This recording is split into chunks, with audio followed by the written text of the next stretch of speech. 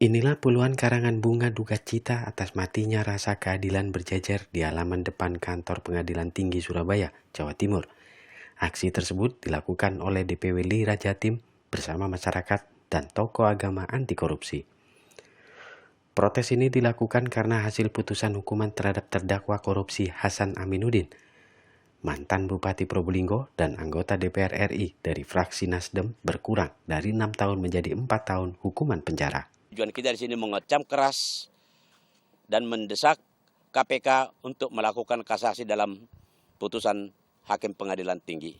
Kita mengikuti persidangan di Pengadilan Tipikor. 147 miliar ini dari mana aja? Ada yang proyek, ada yang namanya sudako, dan lain sebagainya. Kalau putusan untuk hukuman uang pengganti, denda, dan pencabutan hak politik sama dengan putusan Pengadilan Tipikor Surabaya. Yang membedakan hanya pidananya dari 6 tahun menjadi 4 tahun hanya karena punya anak kecil. Ini kan pertimbangan konyol. Di satu sisi, Presiden Prabowo selalu mendengungkan hukum berat para koruptor.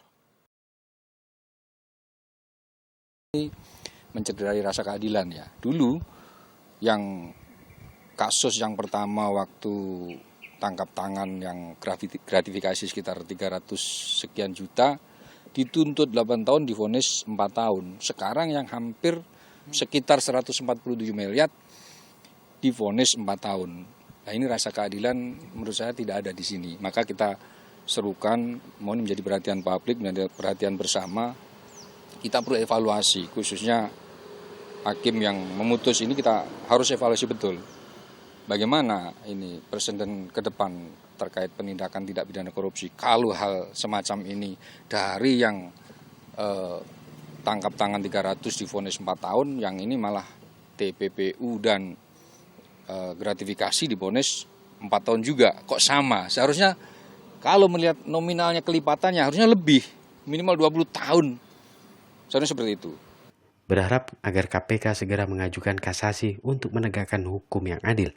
Selain terhadap hakim yang menangani kasus tindak pidana korupsi tersebut, segera dilakukan evaluasi atau diperiksa.